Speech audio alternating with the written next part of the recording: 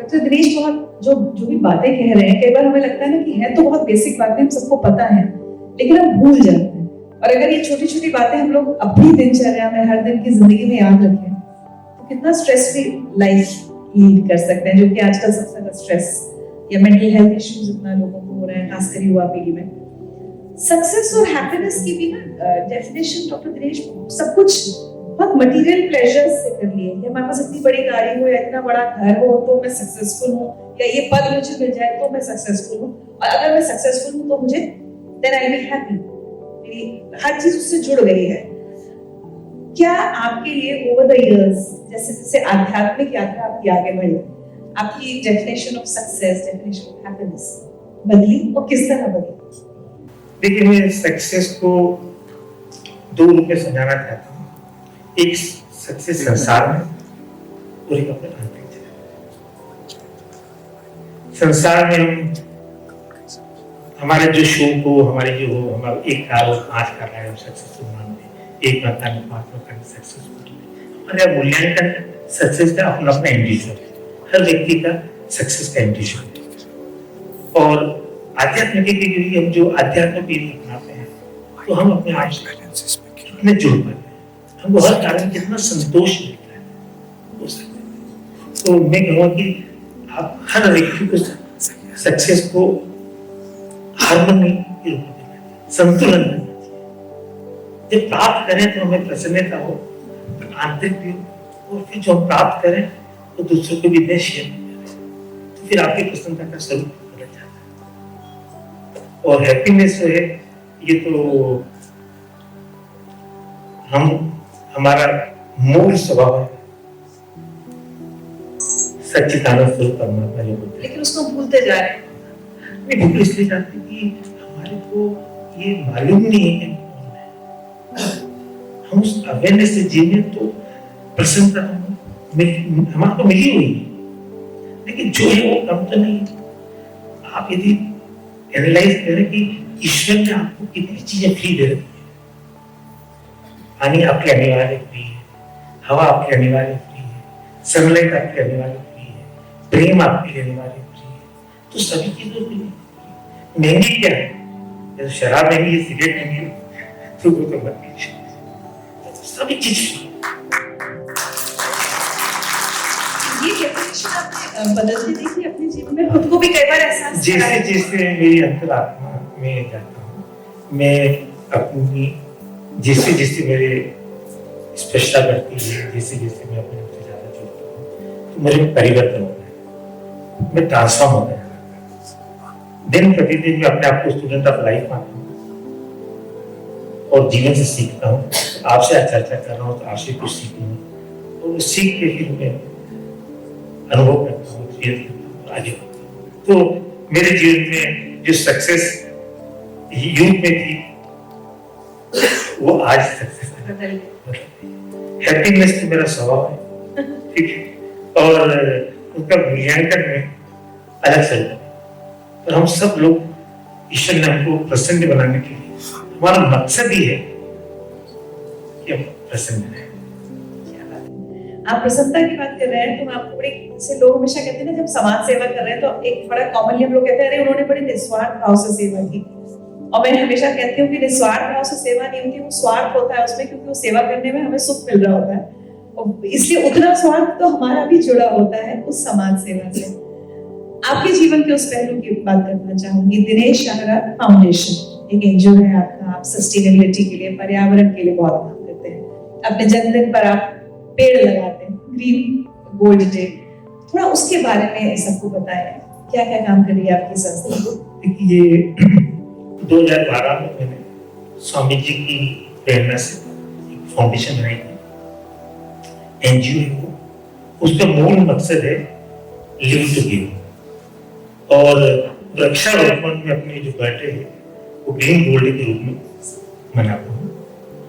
और अभी तक मुझे प्राय मेरे ख्याल से मोर देन 10 लाख वृक्ष पूरे के लक्ष्य में लगे।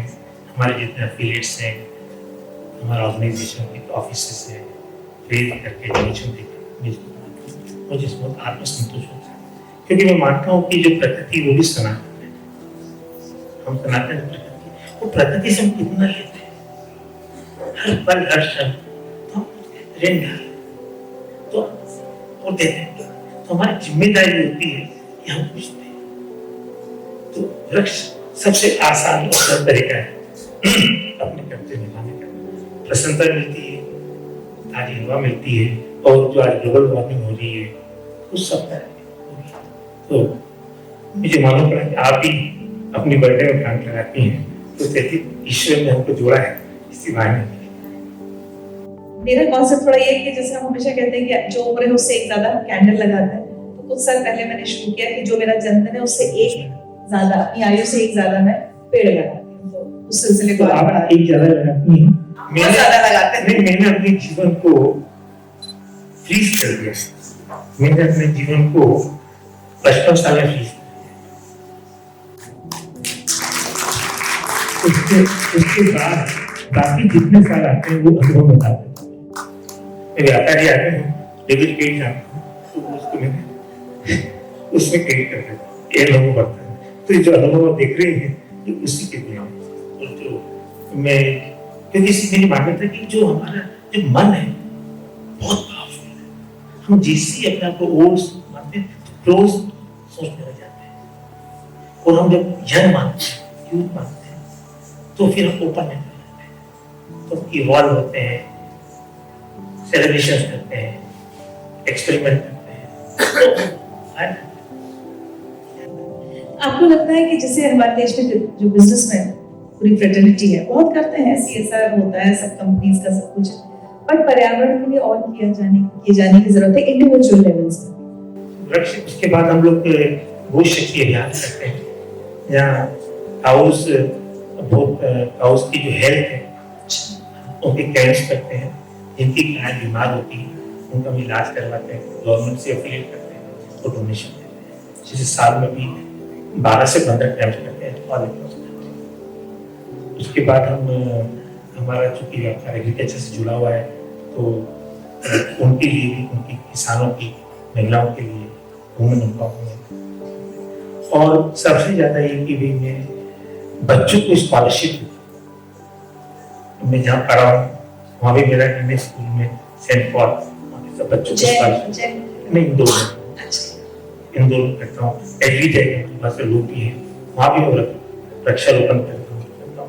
तो रेन भी हमारा है, और तो वो भी करता हूँ। तो जो भी चीज एनवायरमेंट के प्रति, प्रकृति के प्रति और मानवता के प्रति छोटे रूप में, ये नहीं जाते कितना करना है, जहाँ आपको आत्मसंतोष मिले वही सबसे।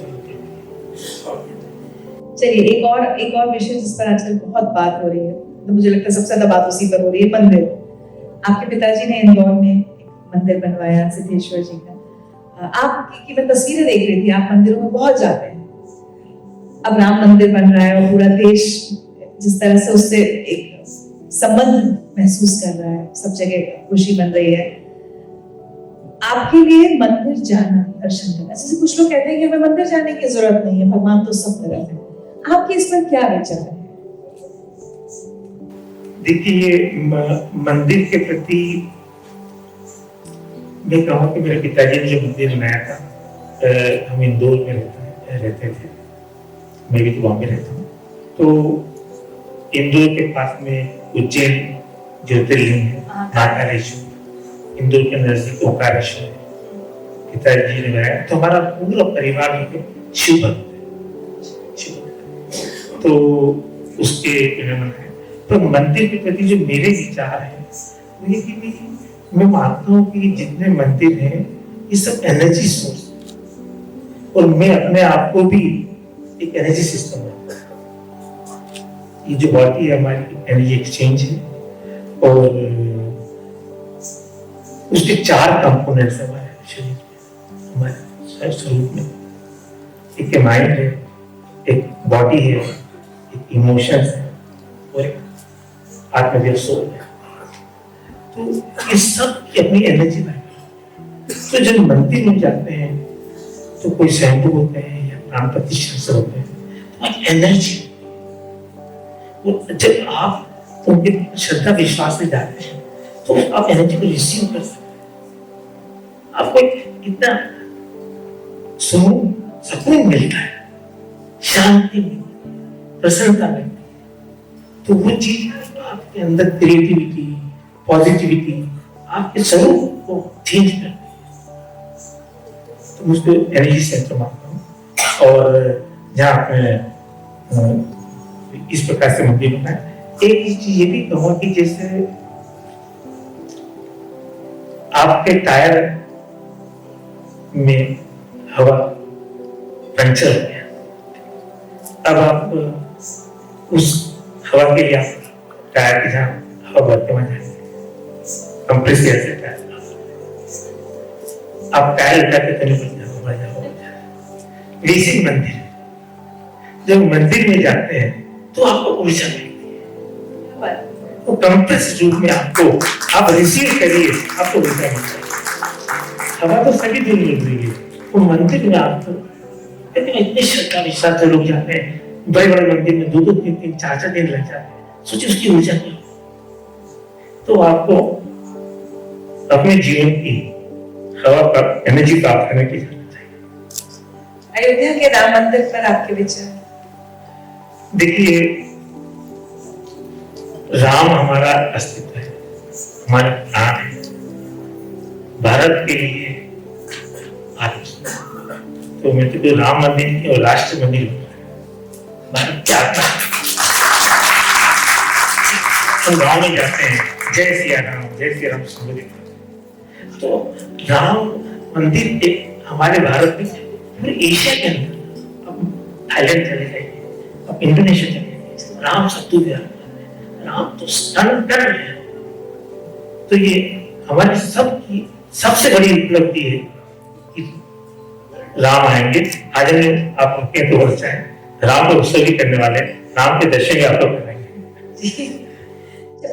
डॉक्टर दिनेश, लेकिन भगवान राम की बात हो रही है तो हम लोग हमेशा उन्हें मर्यादा पुरुष होते हैं। आज की युवा पीढ़ी को कैसे हम भगवान राम से जोड़ सकते हैं, जब आज विचारधारा बिल्कुल अलग है, जीने का ढंग अलग है? तो अगर आपको किसी युवा को भगवान राम के करीब लाना है, किस तरह से आप करेंगे? देखिए,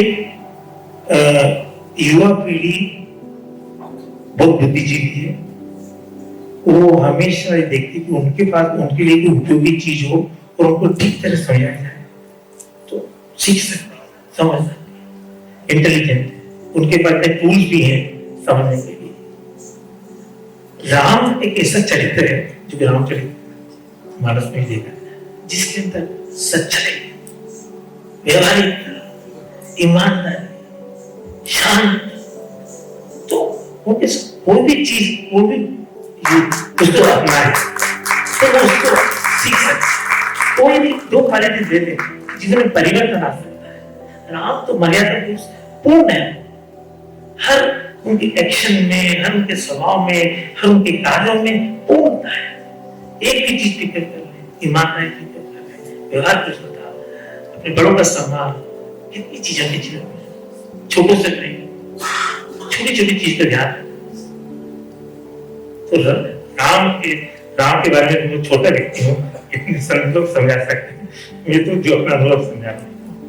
लेकिन आपको लगता है कि अब एक समय आ गया है जब युवा पीढ़ी या नेक्स्ट जनरेशन अगर हम कहें, वो जितना सब कुछ अभी हो रहा है देश में, इतनी बातें हो रही हैं, समझ पाएंगे राम को और उनकी मॉरल्स या उनकी वैल्यूज को अपना पाएंगे? देखिए, राम एक आइडियल जो मर्यादा तो पूरे सनातन वैल्यूज में जीती है। वो जो सनातन की बात है, सनातन वैल्यूज हमारे स्वामी जी ने कहते कि भाई सर्वे भवन्तु, मंत्र जो है सर्वे भवन्तु सुखिनः, सर्वे सन्तु निरामयाः, सर्वे भद्राणि पश्यन्तु मा कश्चित् दुःखं, सबका भला हो, सब स्वस्थ हो, सब ईश्वर की कृपा हो। तो ये जब भाव के अंदर आएंगे तो फिर यूथ के अंदर भी जो भाईचारा है, अपना आएगा। तो आई थिंक और जो पूरी जो हमारे भारत की जो राम मंदिर की जो ऊर्जा होगी, कितनी श्रद्धालु लोग कहाँ से क्या क्या चीज अर्पण करने के लिए आए, उस और जो प्रचार हो रहा है ये भावना को बदलेगा, ट्रांसफॉर्म करेगा भारत। भारत का 2024 के बाद में राम जी आने के बाद में स्वरूप बदल जाएगा।